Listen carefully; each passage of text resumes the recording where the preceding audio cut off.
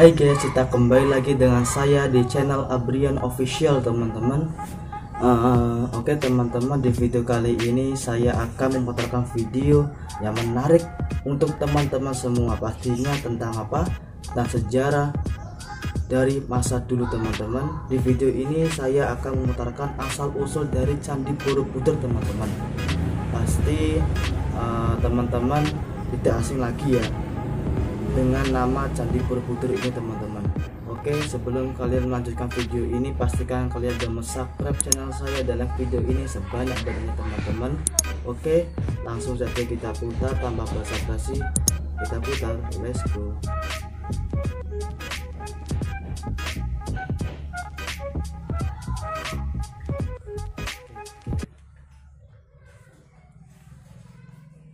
Candi Borobudur merupakan warisan budaya Indonesia yang sudah terkenal sampai ke seluruh dunia.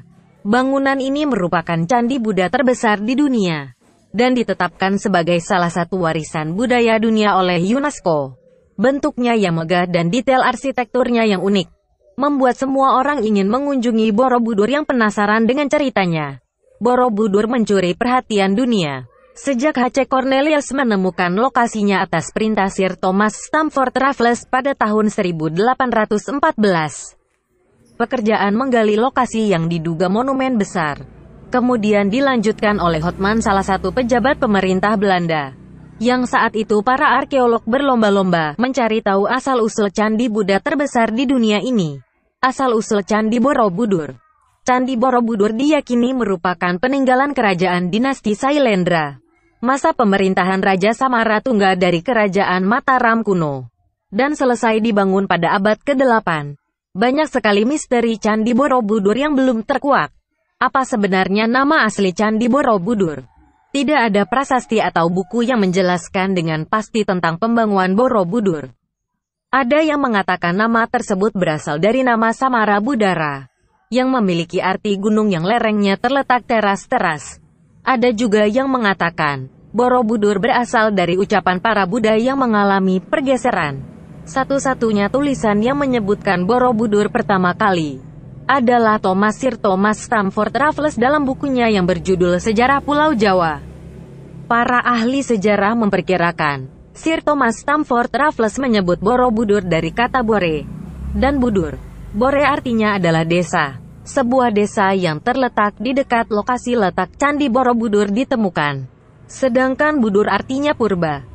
Sejarah berdirinya Candi Borobudur diperkirakan dibangun pada tahun 750 Masehi oleh kerajaan Syailendra yang pada waktu itu menganut agama Buddha.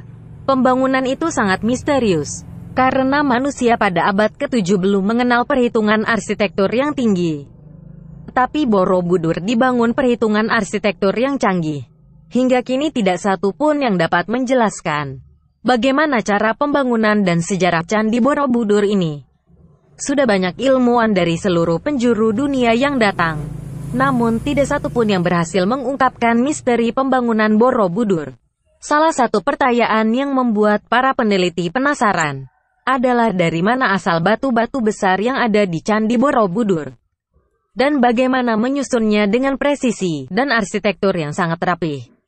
Ada yang memperkirakan batu itu berasal dari Gunung Merapi. Namun bagaimana membawanya dari Gunung Merapi menuju lokasi candi, mengingat lokasinya berada di atas bukit. Candi Borobudur memiliki 72 stupa yang berbentuk lonceng ajaib. Stupa terbesar terletak di puncak candi, sementara yang lain mengelilingi stupa hingga ke bawah. Ketika ilmuwan menggambar denah Candi Borobudur, mereka menemukan pola-pola aneh yang mengarah pada fungsi Borobudur sebagai jam matahari. Jarum jamnya berupa bayangan stupa yang besar dan jatuh tepat di stupa lantai bawah. Namun belum diketahui secara pasti bagaimana pembagian waktu yang dilakukan dengan menggunakan Candi Borobudur. Ada yang mengatakan jam pada Candi Borobudur menunjukkan tanda kapan masa bercocok tanam atau masa panen. Misteri Candi Borobudur dan angka 1. Bagian dalam rangka arsitektur Candi Borobudur. Bila diamati secara matematik, ada misteri yang menarik yang mengarah dari angka 1. Beberapa bilangan yang berada di candi bila dijumlahkan angkanya akan selalu menghasilkan angka 1. Bagaimana ceritanya? Sebelum menceritakan misteri angka 1, perlu diketahui tentang tingkatan ranah spiritual Buddha yang ada di Candi Borobudur. Tingkatan yang pertama adalah Kama Dhatu, yaitu dunia yang masih dikuasai oleh kama atau nafsu rendah. Bagian ini sebagian besar tertutup oleh tumpukan batu yang dibuat untuk memperkuat konstruksi candi. Tingkatan kedua adalah Rupa Dhatu, yaitu dunia sudah bisa membebaskan diri dari nafsu, tapi masih terikat rupa dan bentuk.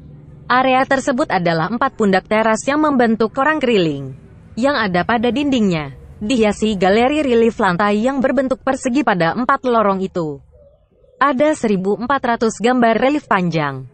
Relief seluruhnya 2,5 km dengan 1.212 panel dekoratif. Tingkatan ketiga adalah Arupa Dhatu, merupakan tingkatan tertinggi yang melambangkan ketiadaan wujud yang sempurna. Pada area ini denah lantai yang berbentuk lingkaran, yang melambangkan bahwa manusia telah bebas dari segala keinginan, dari ikatan bentuk dan rupa, namun belum mencapai nirwana. Candi Borobudur memiliki 10 tingkatan. Jika dijumlahkan 1 ditambah 0 hasilnya 1. Angka 1 lainnya muncul pada area Arupa Dhatu. Area ini adalah area 4 tingkat paling atas candi. Pada tingkat pertama terdapat 1 candi. Tingkat kedua terdapat 16 candi. Tingkat ketiga terdapat 24 candi. Tingkat keempat terdapat 32 candi. Jumlah candi yang berada di area Arupa Dhatu adalah 73 buah. Jika dijumlahkan 7 dan 3 hasilnya adalah 10, dan jika dijumlahkan lagi 1 dengan 0 hasilnya 1. Angka 1 yang terakhir muncul pada jumlah keseluruhan pada patung Candi Borobudur. Ada 505 buah patung di sana. Bila angkanya dijumlahkan hasilnya juga angka 1. Candi Borobudur dibangun di atas sebuah danau purba. Misteri tentang adanya danau purba muncul ketika seorang seniman Belanda mengajukan sebuah teori bahwa dulunya dataran gedung tempat Borobudur berdiri merupakan sebuah danau. Jika dilihat dari atas, Borobudur melambangkan sebuah bunga teratai. Teratai biasanya tumbuh di atas air. Postur Buddha yang berada di puncak Borobudur melambangkan sutra teratai yang banyak ditemui dalam naskah agama Buddha. Teori ini menimbulkan pertentangan yang cukup pelik. Para arkeolog menemukan bukti-bukti arkeologi yang membuktikan bahwa kawasan sekitar Borobudur pada masa pembangunan candi adalah dataran kering, bukan dasar danau purba. Sementara pakar geologi malah mendukung seniman Belanda ini. Mereka menemukan endapan sedimen lumpur di dekat candi. Penelitian ini dilakukan tahun 2000 dan mendukung keberadaan danau purba di sekitar Borobudur. Bukti tersebut menunjukkan bahwa dasar bukit dekat Borobudur pernah terendam dan menjadi tepian danau sekitar abad ke-13 dan ke-14.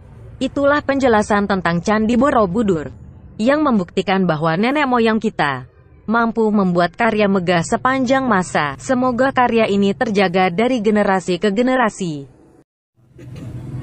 Oke teman-teman, video ini sudah selesai. Untuk teman-teman semua, ini video ini menjelaskan tentang asal-usul Candi Borobudur ya teman-teman. Pasti kalian tidak asing lagi dengan mendengar nama Candi Borobudur ini. Candi Borobudur ini kan termasuk tempat wisata ya, yang sudah lama. Candi Borobudur ini kan dibangun pada masa Raja Syailendra kalau nggak salah. Syailendra kalau nggak salah namanya di video ini.